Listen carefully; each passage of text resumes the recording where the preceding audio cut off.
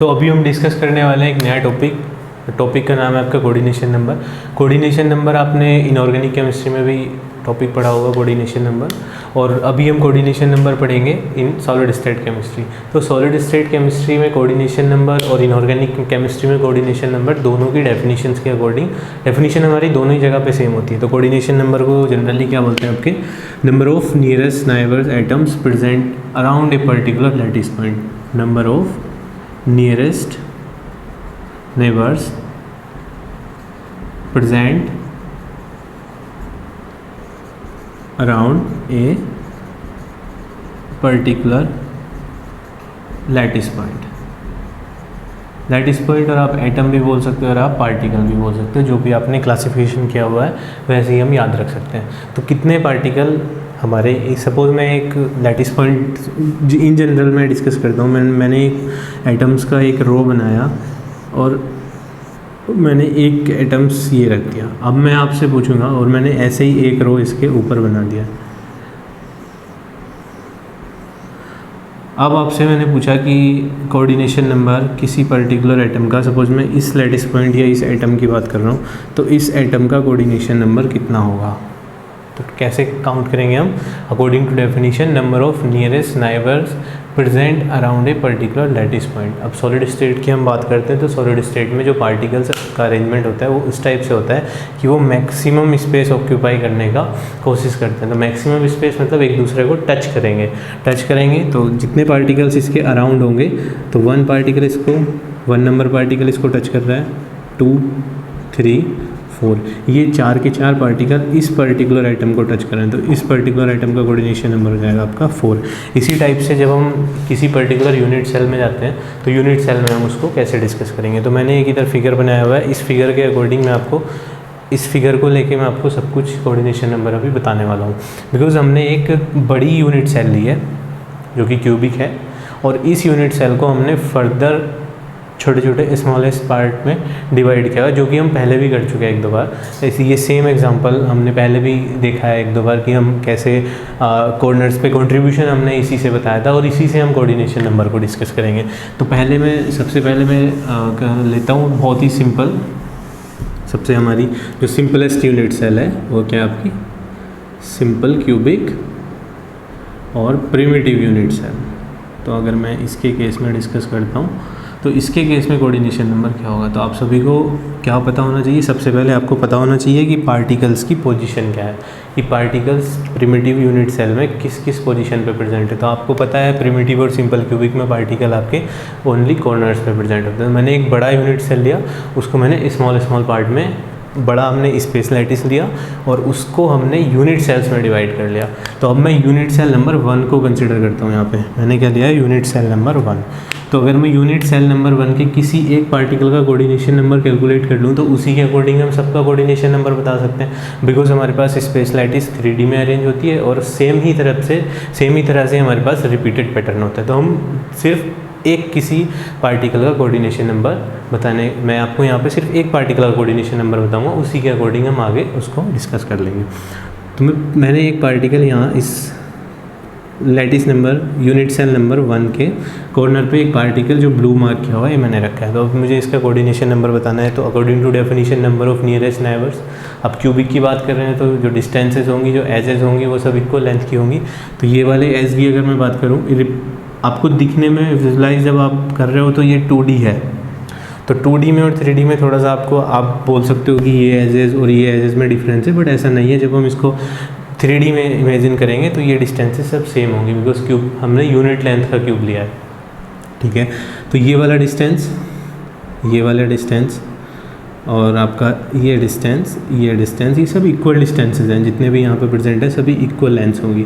तो अब अगर इस पर्टिकुलर पॉइंट की मैं बात करता हूँ, इस पर्टिकुलर एटम की बात करता हूँ, तो जो atom number unit cell number 2 का जो एटम होगा कॉर्नर वाला, वो भी इसको सबसे नज़दीक होगा। यूनिट सेल नंबर 1 के दूसरे कॉर्नर पे जो एटम होगा वो भी इसके सबसे नज़दीक होगा। यूनिट सेल नंबर 8 का जो कॉर्नर वाला आइटम होगा वो सबसे नज़दीक होगा। यूनिट सेल नंबर 1 के अनदर कॉर्नर वाला आइटम सबसे नज़दीक होगा। यूनिट सेल नंबर 3 या 6 बोल सकते हैं आप, इसका जो आइटम होगा वो भी इसके सबसे नज़दीक होगा। और यूनिट सेल नंबर 1 का एक और कॉर्नर वाला आइटम इसके सबसे नज़दीक होगा। तो टोटल अगर आप देखो तो हमारे पास 6 एटम्स हैं जो इस वाले पार्टिकल्स को चारों तरफ से सराउंड करेंगे।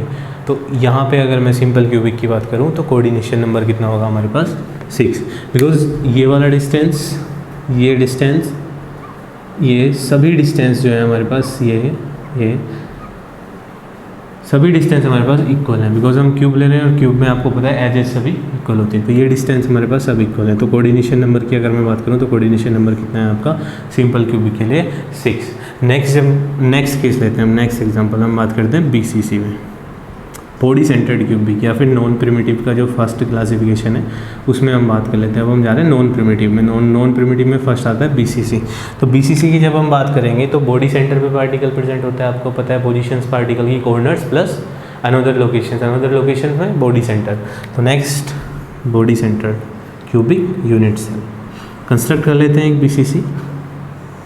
तो body centred cubic unit cell में सिनेरियो थोड़ा डिफरेंट हो जाता है। इसमें एक्चुअल में होगा क्या, जो पार्टिकल या एटम हमारा बॉडी के सेंटर में प्रेजेंट है तो हम कोऑर्डिनेशन नंबर उसके अकॉर्डिंग डिसाइड करेंगे। तो इस जो बॉडी के सेंटर में पार्टिकल है इसके सबसे नियरेस्ट नाइबर्स कौन कौन से होंगे, तो जो भी हमारे पास 8 के 8 कॉर्नर पे जो पार्टिकल प्रेजेंट हैं वो इस बॉडी सेंटर के पार्टिकल को टच करेंगे मीन्स इसको सराउंड करेंगे तो यही पार्टिकल्स इसके क्या होंगे, कोऑर्डिनेशन नंबर। तो बॉडी सेंटर के केस में जो बॉडी के मिड में पार्टिकल प्रेजेंट है या जो हमारे क्यूब के मिड में पार्टिकल प्रेजेंट है तो वो पार्टिकल हमारे कॉर्नर्स वाले पार्टिकल्स को टच करता है। तो इसलिए इस बॉडी सेंटर्ड यूनिट सेल का हमारे पास कोऑर्डिनेशन नंबर क्या हो जाता है, टोटल 8। अब नेक्स्ट हम बात करते हैं इसमें एफसीसी में। तो एफसीसी जो है वो इसमें इम्पोर्टेंट हो जाता है थोड़ा सा, एफसीसी यूनिट सेल। तो नेक्स्ट हम डिस्कस करेंगे थर्ड वाला अपना एफसीसी। एफसीसी में थोड़ा सा टिपिकल है डिफाइन करना कोऑर्डिनेशन नंबर आपका। टिपिकल क्यों है, आप थोड़ा सा आपको ज़्यादा इमेजिन करना पड़ेगा एफसीसी के केस में, बट मैं आपको एक सिंपल फंडा बता रहा हूँ कि एफसीसी के केस में आप इस वाले मेथड से अगर आप विजुलाइज करेंगे तो आप बहुत ही इजीली बता सकते हैं कि एफसीसी में कितना कोऑर्डिनेशन नंबर होगा। तो सबसे पहले हम वही काम करते हैं अपना, पार्टिकल्स की लोकेशन को हमें पता ही है एफसीसी में क्या होगी, कॉर्नर्स पे प्रेजेंट होगा और आपके फेस के सेंटर्स पे प्रेजेंट होगा। तो उसी की टाइप से हमने एक यूनिट सेल बना लिया और इसमें मैं सिर्फ आपको एक पार्टिकल कंसीडर करूँगा और उसी का मैं आपको कोऑर्डिनेशन नंबर बता दूँगा। मैंने सपोज़ इस वाले फेस के, ये लेफ़्ट वाला फेस है, लेफ़्ट वाले फेस पे एक पार्टिकल लिया और मैं इसी का कोऑर्डिनेशन नंबर अभी आपको बता देता हूँ, इसका कोऑर्डिनेशन नंबर कितना होगा। तो ये पार्टिकल जो होगा, ये पार्टिकल को जो टच करेंगे तो वो कॉर्नर्स वाले आइटम टच करेंगे, कॉर्नर्स वाले आइटम भी टच करेंगे और कुछ फेस के सेंटर वाले आइटम भी टच करेंगे। तो सबसे पहले अगर मैं बात करूं तो इसके सबसे नज़दीक क्या होगा, इसको जो टच करने वाले पार्टिकल्स हैं उनको नंबर वाइज हम काउंट करते हैं। तो सबसे पहले मैं बात कर लेता हूं कि इसके सबसे नज़दीक एक पार्टिकल यहाँ फेस में प्रेजेंट होगा, वो इसको सराउंड करेगा, तो इसको मैंने पार्टिकल नंबर 1 बोल दिया जो इसको सराउंड कर रहा है।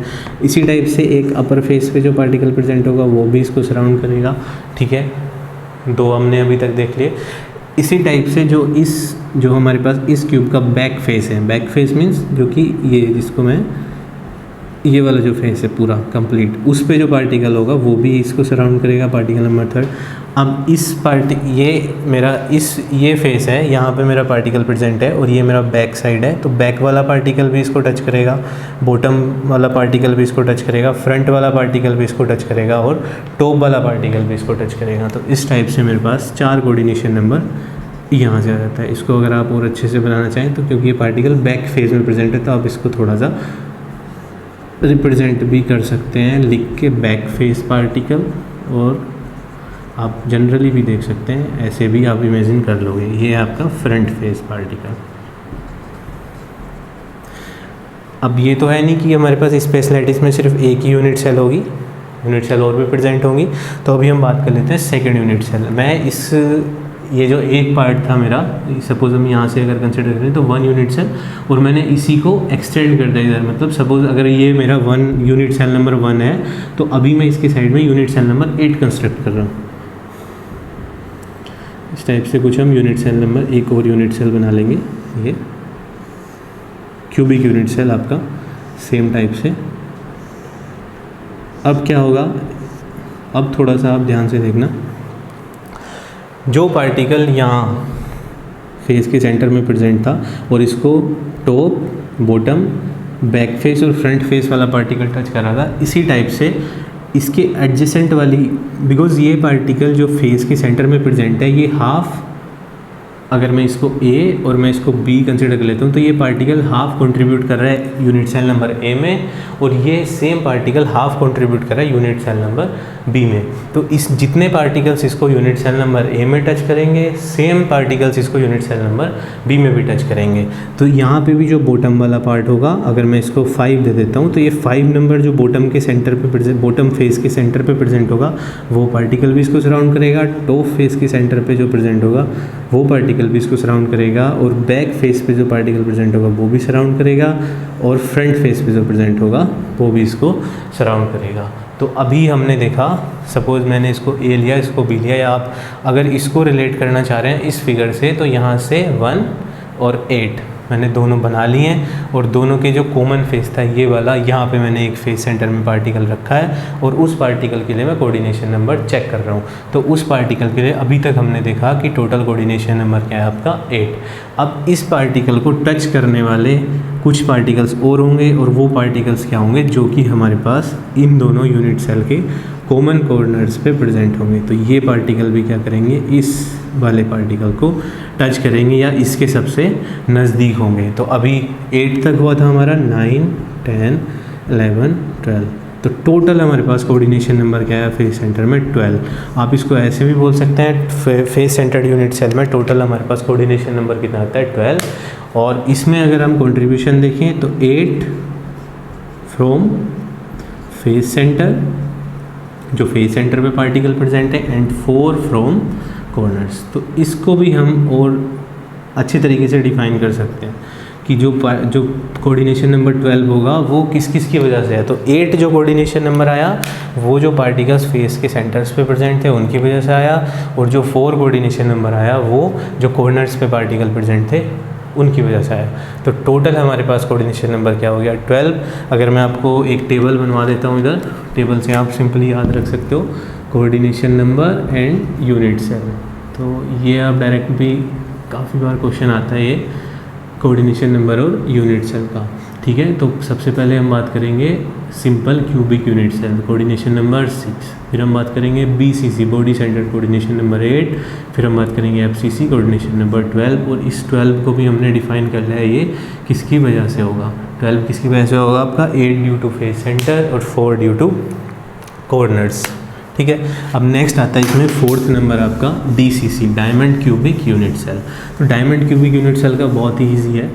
4th नंबर अगर मैं आपसे बात करूँ DCC unit cell, diamond cubic unit cell, तो DCC का काफ़ी ईजी है। Easy in the sense particles हमें पता है कहाँ पे प्रेजेंट होंगे, corners plus face centre plus alternate tetrahedral void. तो इसमें एक्चुअल में होता क्या है कि जो हमारे पास टेट्राहेड्रल वॉइड में जो पार्टिकल प्रेजेंट होता है, चूँकि हम बात करें टेट्राहेड्रल वॉइड की, तो टेट्राहेड्रल वॉइड में अगर कोई पार्टिकल प्रेजेंट होगा तो उस पार्टिकल को सराउंडिंग करने वाले कितने पार्टिकल होंगे, टोटल 4 पार्टिकल उस टेट्राहेड्रल वॉइड को सराउंड करेंगे। तो हमारे पास इसके केस में, DCC के केस में हमारे पास कोऑर्डिनेशन नंबर कितना हो जाएगा, टोटल 4। तो आप इस टेबल को एक्सटेंड कर सकते हो, 4 इन केस ऑफ DCC। इसमें ज़्यादा कॉम्प्लिकेटेड है नहीं DCC में। अभी हमने काफ़ी DCC का स्ट्रक्चर काफ़ी बार डिस्कस कर लिया, तो आप जनरली देख सकते हो कि जहाँ पे आपका वॉइड होगा वहीं पे आपका एक पार्टिकल प्रेजेंट होगा। तो ये टॉपिक हमारा यहीं पे एंड हो जाता है।